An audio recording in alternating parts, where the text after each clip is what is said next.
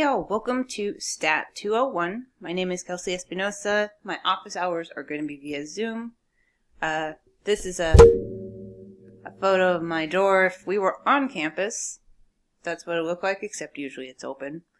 And there's my email address. Please put the actual course in the subject line or somewhere included, because if you don't, typically our first few emails back and forth are me trying to figure out what class you're in. And then my office hours are scheduled for 3:30 through 5:30, but I can also do by appointment. So let me know if you want to meet, but that Tuesday time just absolutely doesn't work. So a little about me. I grew up in the Bay Area in California, Napa. So I went to Napa Community College. This here is my friend Scott. I dragged him into a bunch of my classes. Made him take physics for engineers with me, and then we ended up getting married. So what do you know? Then I went to Sonoma State, because Napa was a community college, and then Montana State, because, hey, who doesn't want to live somewhere completely different from where they grew up? And now I'm here.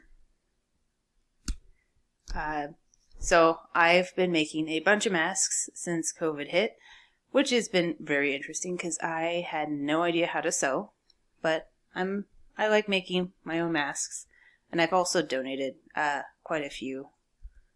And then gotten into gardening. My garden last spring was really, really cool. It really didn't survive all the smoke from the fires, but it was really, really pretty and fun up until then. And this here is my cat. She's going to be turning 19 in June. So I absolutely love her. And believe it or not, her name is a reference from The Hobbit. So just a heads up, a lot of people are going to stress out, oh, I hate math, or I'm not good at math, and we really, really want to try and help you relax about the math in this class. Yes, we use some, but it's really not a math course. It's not the math that we're really trying to test y'all on. It's largely like interpretation. So I would say stats is at least half interpretation. It's really our focus here. So yes, we're going to use some addition, subtraction, multiplication, dividing, squaring, and square rooting, but it really is not going to get too much more complicated than that. We're going to be doing much more than just math. We're going to be doing a lot of interpretation. So, course in a nutshell, it's all about, we want to make statements about some larger population. We're going to do that with data, so we want to be able to talk about data using numbers like averages and also with plots. We're going to want to talk about how we get that data. So how do we take our sample? How is our study designed? That kind of idea. We're going to have some probability that we're going to use so that we can start talking about stuff like making confidence intervals and hypothesis tests, which really is what getting to making inferences is about. That's our goal, is we want to say something about the population only having sample data. So emails, please absolutely email me if you want to set up an appointment with me, if you need to discuss the situation, if you have some questions about the design of the course, but please make sure that you've checked the syllabus, that you've checked the discussion boards. Really make sure you exhaust materials before. I can't tell you enough how I'll get about 20 emails all asking the same question, but it's all often answered in the syllabus. So in general, it's a real pain to answer actual content questions, especially if math symbols are involved, through email. I don't know if you've tried emailing in like Greek letters and math symbols. It's kind of a nightmare sometimes. It's a lot easier to do in Canvas. So if you can post questions to the discussion board, I can have a much better written out explanation. So materials, Canvas is absolutely required. If you're watching this, you've already gotten on Canvas. So we're going to have our homework quizzes on there. We're going to have announcements. Canvas messages, I'm going to try to stick to email, but a lot of times there are things if I'm trying to email folks that haven't submitted a certain assignment, it's easiest to do through Canvas messages. Please definitely try to use email when messaging us though. Discussion boards will be on there, lecture notes, any information about grades, and all of our recitation stuff. So we recommend using a graphing calculator. Absolutely not required. You can use just a standard scientific calculator. I wouldn't strongly recommend using a phone calculator, mostly because it's not as, well, it depends on the calculator, but it can be complicated to use if you want to do more than just like a divided by b. If you want to do, a squared plus b squared plus c squared, all of that divided by something, it's harder to do on a phone calculator, in my opinion. And then optional, we have this textbook. If the textbook at the bookstore is still selling Sapwing, we don't use Sapwing. We don't have a Sapwing course set up, so you won't even be able to really, I think, access the e-text if you buy that form. Do know that I have posted, there's a link in the Start Here module to scanned versions from the library of chapters that we read for this class. So not required, but if you want to read it, it is accessible, and it's accessible for free via the library. So format, we're going to stick to pre-recording these videos. A lot of people's lives and schedules and demands and access to resources such as internet and computers have really changed up since going remote. So it's going to be pre-recorded. I am going to be actively on the discussion board during our scheduled lecture time. So absolutely, that's a great time to post questions, especially about content. If you have a more general question, I recommend putting it in the weekly discussion board. And absolutely, please try to work hard to not fall behind. It is a real slippery slope. A lot of times people will fall behind a week, and then they might fall behind another, and it becomes a lot to overcome if you have about 4 weeks or more to make up. So we are going to start content most weeks on Tuesday, and either finish up Tuesday or finish up on Thursday. If we were on campus, we'd probably have like an activity worksheet and a quiz on Thursdays. We're not going to do that in remote. And then format, so our recitations, they're going to be Thursday, Friday. There are 2 separate assignments. We're only going to collect, the pre-work we are not collecting. However, it's extremely useful practice, and I strongly recommend completing it, because when you get to recitation, the beginning of recitation is going to be working through these solutions, and it's not nearly as useful for you if you haven't attempted it. Know your TA's name and email address. We'll be getting what TAs are assigned to which recitations up really soon. We're going to be using Zoom for this. Strongly recommend doing it on not through like a phone call, but through something where you have access to a screen, so you actually benefit from the screen shares.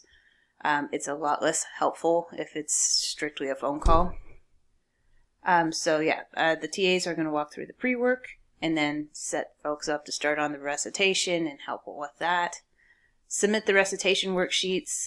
This is also not true anymore. So, sorry, this is for fall.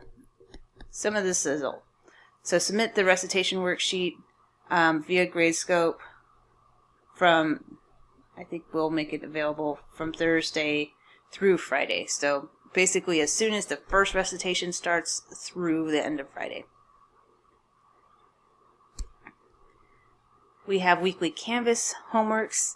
They're going to be due on Tuesdays, and they're going to be based on content from the week before. So not today, but next Tuesday, Canvas homework 1 is going to be due, and it's going to be on the week 1 content.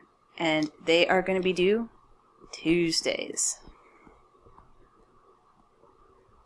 Sorry, sometimes recycling old stuff, it doesn't translate as well because I have updated some stuff. So, recitation quizzes, the pre-work, we are not collecting the pre-work. It's all about the recitation activity. It's not really a quiz. It's an activity. It's a worksheet.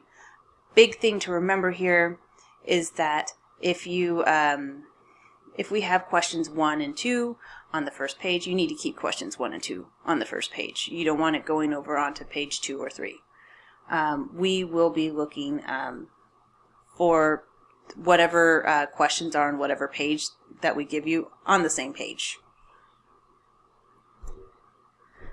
A comment about working together, plagiarism, and cheating is a big thing. You want to definitely avoid it.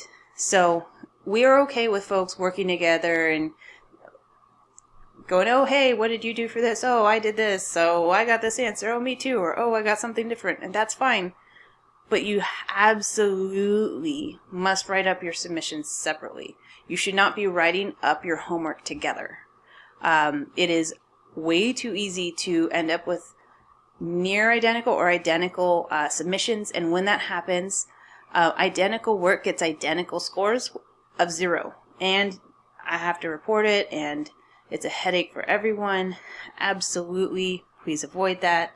And just a side note, you can plagiarize yourself if you just pretty much just take your own work for another term or another class and just submit it without citing yourself. So please be careful there. It is absolutely a bummer. The idea is if you already received credit for this assignment somewhere else, you can't receive credit for it again if you don't do it again. So what should we do? Obviously, some of these dates are old. You have to take the syllabus quiz and get 100%, and you get 100 tries. So read the syllabus in full. Chances are you have if you're watching this. Recitations begin this week. We told you what to do there. So yeah. So how do we use statistics? Well, generally we start off with a question. We have a question about the population we want answered. We start by collecting data, so sampling goes into this, and then you have to decide, hey, am I doing like a survey? How is this study designed? Or maybe we're doing an experiment. Then you have to decide, okay, well, what are the treatments and how do I assign those? Once you have those data, then you get to summarize them using summary statistics, so things like averages or medians or proportions. Graphical displays. What we mean are plots. Put these things into a plot. I can't say enough how many times I've worked with clients, and they pretty much want to skip straight to the graphs. People really like graphs. And it is a good, meaningful way to display your data. And then after that, then we want to actually make inferences. So we want to go ahead and either make estimations like, hey, what do we estimate this average is for the whole population? Or hypothesis testing, so we're testing a claim like, hey, is this average less than a certain amount? Or something like that. Oops. So who uses stats? Just about everyone. Definitely everyone's a consumer. So in ecology, they can describe quantitatively how various animal and plant populations are spatially distributed.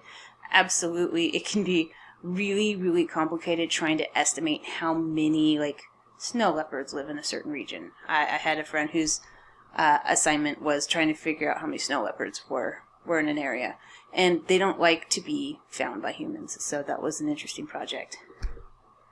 Marketing, I can't stress how much it's in marketing.